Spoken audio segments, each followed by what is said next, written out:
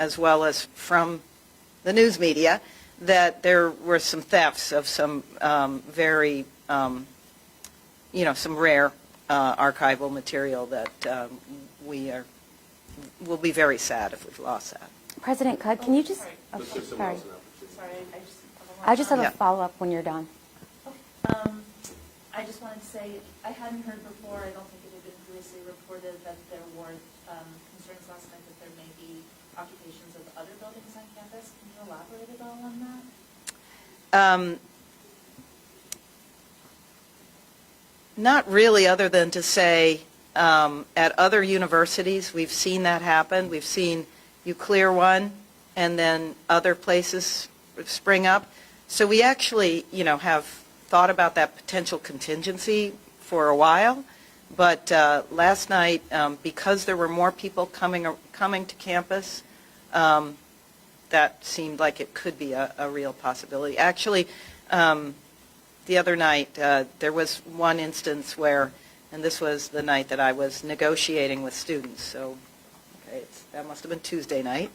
It's hard for me to keep track, but Tuesday night, that's when the tenor really changed, and there was an incident where in one of our other buildings across the park blocks from the library, some clearly students who were in that building legitimately, I mean, they are students, the campus was closed, but somewhat legitimately they were in that building. They barred the doors from other protesters coming in. So that was kind of an indication that the students who were some of the protesters were worried that those from outside might be trying to come in. I just have a question on the security situation on campus and at the library prior to this event.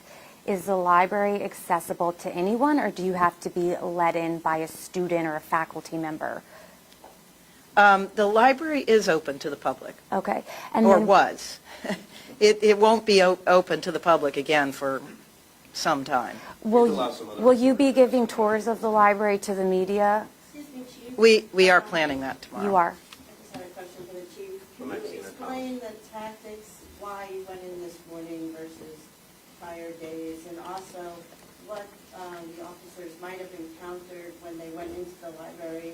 Were most of the demonstrators on the bottom floor, or? Yeah, so the decision to make, when to make entry is just always based upon resources, time, people. Paramount to all of the missions of policing is around life safety.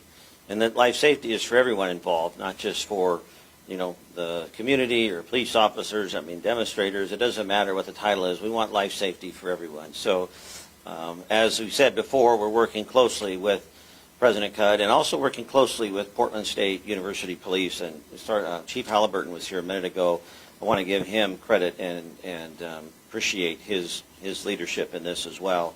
But we wanted to make sure when this turned from a public order event to a criminal event, which is really when they breached the library, that we were working closely with the DA and others to make sure we had the right charges, right understanding of legal authority, and then the right tactics. As stated earlier by Sergeant Allen, as we processed the building, it just turned out that most of the people were on one particular floor. And my understanding is there was some interaction, and then that's when they, fled. So what we encountered as we were clearing the building were, several barricaded doors that we had to break through, and then once we got to the bottom floor and made contact with folks, that's when they ran out. President Good, I had a follow-up with you, Tom Phillips, KTW. I was wondering, what specific buildings were you worried about that would threaten to be taken over, and what were those conversations like between you, your staff, and maybe law enforcement to ensure that didn't happen? Yeah. So we were worried about the building specifically on the park blocks. And we do have different forms of access control, so we raised that level of access control on the park blocks. So it could be, so we have, swipe cards, right, ID cards that swipe us in, and we can, maybe I shouldn't be talking about security, but we can, adjust the level of who can enter what buildings, right? So that's... Last question down here in the corner. We got to get these folks out here. I'm just wondering, I think this is a question for D.H. Schmidt. What will the investigation look look like going forward, where how you might tie property damage or anything within the library to individuals? And what's that going to look like? Is it going to take a typical amount of time? Is it going to be an elongated process?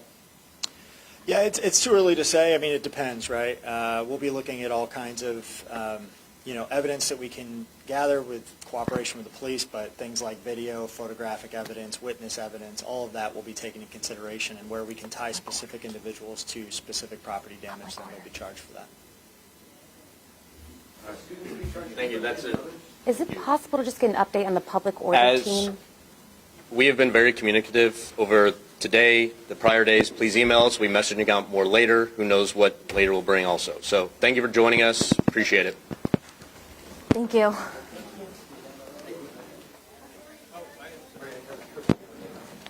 I'm sorry.